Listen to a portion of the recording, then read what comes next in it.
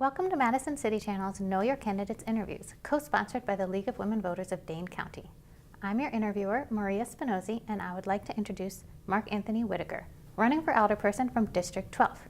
As we begin, I'd like you to give an opening statement as to your educational, vocational, and civic experience you have, which qualifies you for this office, and why you are running for alder. Well, Maria, as you said, my name is Mark Anthony Whitaker. I am a military veteran. I am a regular citizen. I don't have years of city council experience or committee experience, but I moved to Madison about 7 years ago, and after seeing the civic engagement in the city and in the state, I decided that I would try to see what I can do, my small part, to make Madison a better place for everyone. Okay, great. Lack of affordable housing and the pressure it brings to the issue of homelessness is a chronic problem that Madison cannot seem to get ahead of. What new ideas can you advance to help address this issue? Affordable housing is a big one, but I think we focus a lot on rentals as opposed to getting folks into their own homes. We have a lot of issues with income inequality and wealth inequality. I don't think we need new ideas. I think we need to implement the ideas that work, that we know work. The city does a great job of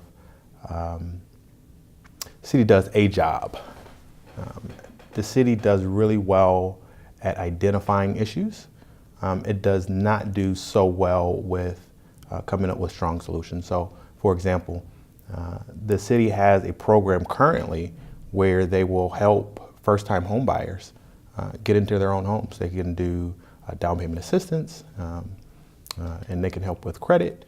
But a lot of folks don't know about those programs. A lot of folks tend to get locked out in the city. I want to be a voice where folks can know that their city government is listening to them, that they have a voice in their city government, and we're going to work on resolving those issues together. I think if the city expanded its Housing First program to include actual homes instead of just rentals, I think we'd be putting folks in a really, really good position to build those long-term wealth, and close those wealth gaps and things that we have like that. So yeah. Okay. There has been discussion of the policies and procedures of the Madison Police Department. What is your perspective on whether any changes are needed in ways Madison Police operate in our community? We have been doing a lot of talking about the Madison Police. We got the issues with the police in the schools and the task force report. I keep calling it task force report. It's the OIC report.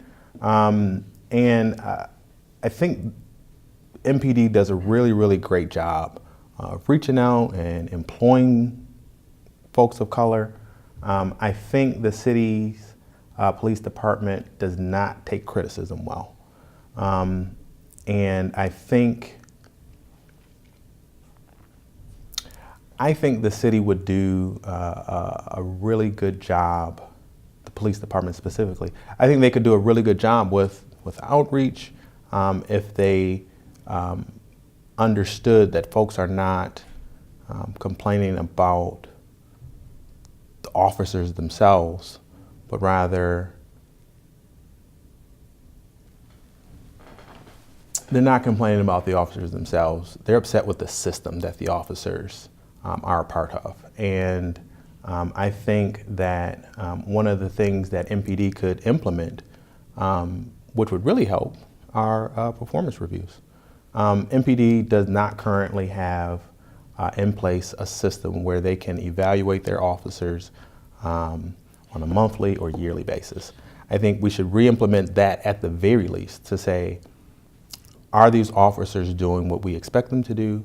Are they upholding the standards that we expect them to do? And if not, then those are the folks that we can trim away. Okay. Many residents perceive Madison to be a divided city, one in which people of color are less likely to thrive than are whites. Do you share this perception? And if so, what might you propose to address the division? They feel that it's a divided city. I don't see that Madison is a divided city.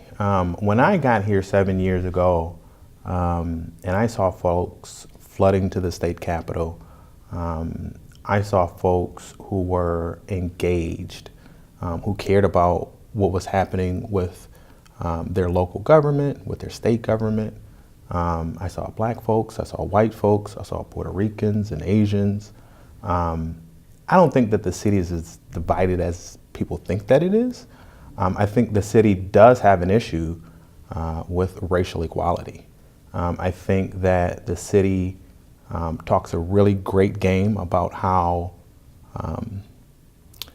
progressive it is and how liberal its policies are. I think we often drop the ball when it comes to implementing those policies. As I said before, we have a program right now where we can put folks in homes.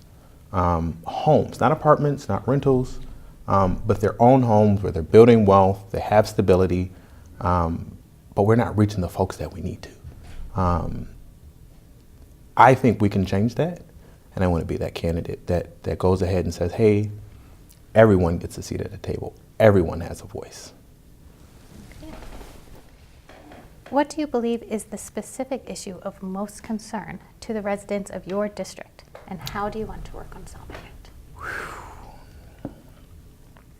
You know, the thing I hear most when I am in my district, folks don't know what's going on in the city. I think that's the biggest issue. We have the Oscar Mayer plant. We're going to be doing some big changes over there.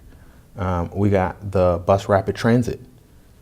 Big change. It may go straight down Sherman Avenue, may go down Packers Avenue. That's a huge, huge issue. Not a lot of folks know about it. The public market on First Street and Johnson. A lot of changes. Folks are just so out of the loop with the city government that they don't know what's going on. When a newsletter comes out from an Alder, they don't get it, or it's once every couple of months.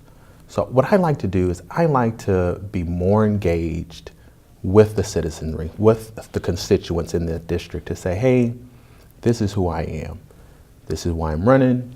This is what's going on in the city. This is what we can change. What do you think about those changes? What would you like to see? And we don't get that right now. I think we'd be in a better position if we listen to the voices that don't often get heard, as opposed to the same voices speaking up all the time.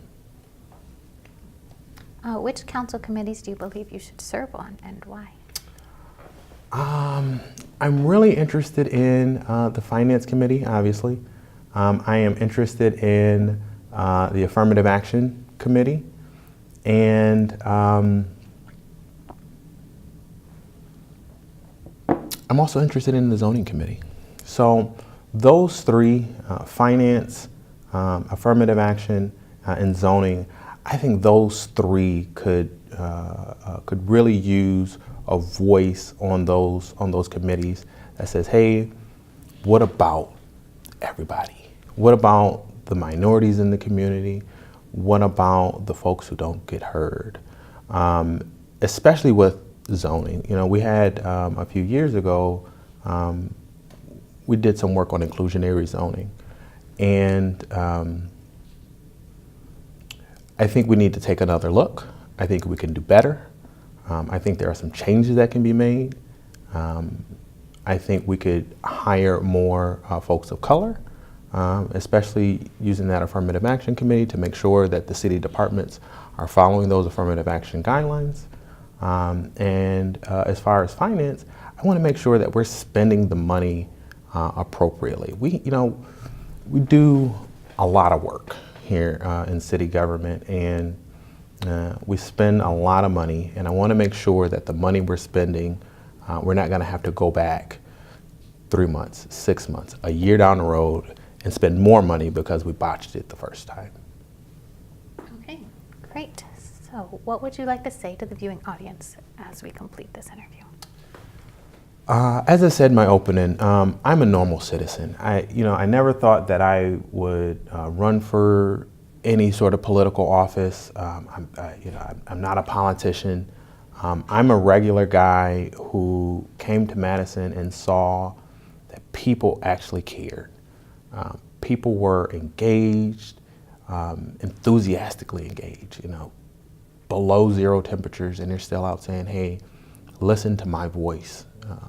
City government, state government. Listen to what I have to say. And that inspired me to get involved on my part. So I don't have experience in city government. I haven't been around for 15 years, shaking hands and kissing babies. I just thought that I could do my part. I'd like your vote because I think everyone needs a seat at the table. Everyone deserves a chance. And if you vote for me, I'll give it to them. Okay. I want to thank Mark Anthony Whitaker for speaking with us and the viewing audience for taking the time to know your candidates. As with every election, please vote. On behalf of Madison City Channel and the League of Women Voters of Dane County, I thank you for joining us.